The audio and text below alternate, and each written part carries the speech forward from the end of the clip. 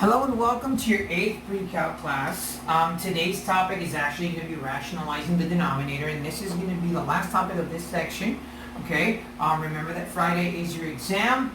So let's get started. Rationalizing a denominator. Well, rationalizing a denominator is a process that is used mainly when the denominator of a fraction is a radical expression. And we have various ways or rules that we use in order to apply them. So you're going to watch this video, and at the end of the class, or at the end of the video lesson, as always, you are going to go and to the practice problems that I have assigned for you. So the first one says 2 times the square root of 3. Now whenever we rationalize a denominator, there's a formula that says if you have 1 over the square root of a, you basically multiply everything by the square root of a, and it cancels out, right? And that's the rule that we're going to use for this first example. So if I have 2 times the square root of 3, and I want to get rid of this denominator, of this radical expression, I'm going to multiply by the square root of the denominator. In other words, I'm going to multiply everything by the square root of 3. Okay? And when you're multiplying fractions, it's numerator times numerator and denominator times denominator. So basically what you're going to do here is you're going to multiply 3 times the square root of 3, which is the square root of 9. And 2 times the square root of 3, and I leave it expressed. And the reason why I leave 2 times the square root of 3 expressed is because I don't know the value of the square root of 3. And the square root of 3 doesn't have a perfect square root, so I leave it expressed. On the other hand, my denominator does have a perfect square root, because the square root of 9 is 3, so your final answer is 2 times the square root of 3 over 3. And that's it for this example. It's very easy. It's nothing out of the ordinary. Now, for the second one, we have an n root. We don't have a square root, we have a cube root, and it's asking us to rationalize 1 over the cube root of 5. Now 5 doesn't have the cube root because there is no number that when you multiply it by itself 3 times equals 5. So there's a rule that says 1 over the n root of m equals square root of a, elevate to the power of m, and you say m minus n.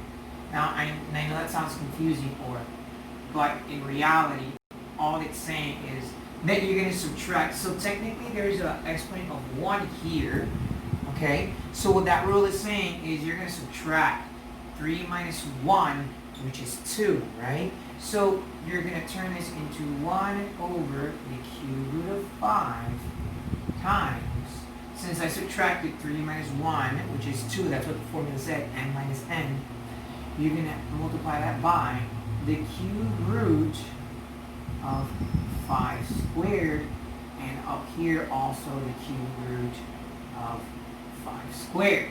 So what we're going to do is the same thing we did in our previous problem, multiply fraction, denominator by denominator, numerator by the numerator. So I know that this is all going to be the cube root, right? So we're going to say the cube root, because we just pass on the exponent. And remember that when we're multiplying exponents, we're adding the exponent. So remember that this is technically a 1. 1 plus 2 is 3. So this would be the cube root of 5 cubed.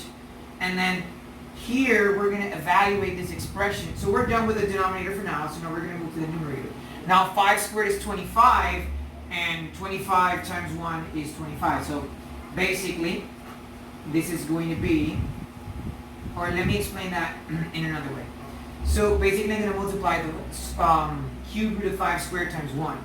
And that's going to be the cube root of 5 squared.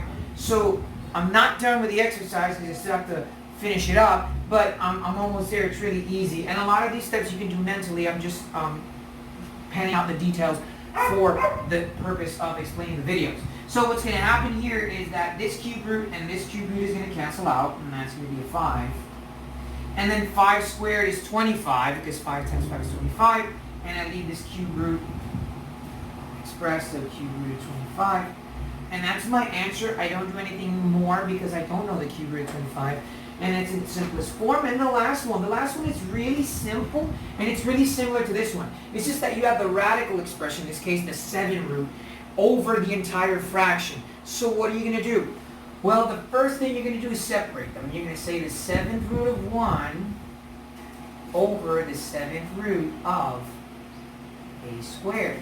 And we're going to do the same thing we did here. You remember how here we subtracted 3 minus 1, and that was where we got the 5 squared? Well, we're going to do the same thing. We're going to subtract 7 minus 2, which is 5. So then this is going to be the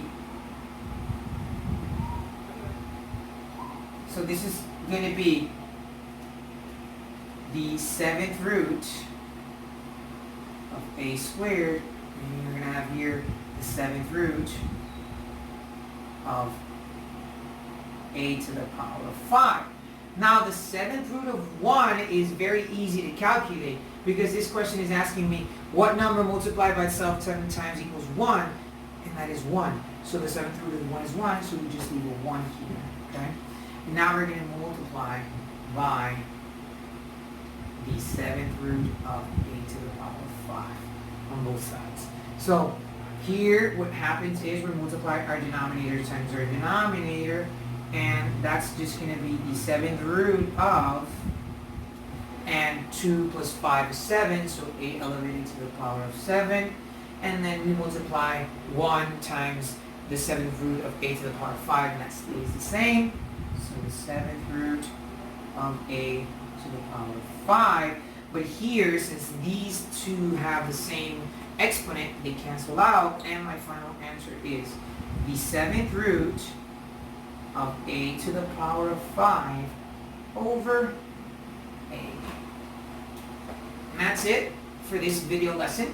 After you've seen this video, after you pause and after you've rewinded and after you make sure you saw everything, you're going to go to page 23 and you're going to do problem 79A, 79B, 81A, 81B. I will be back soon with another video lesson, so stay safe and I'll see you soon.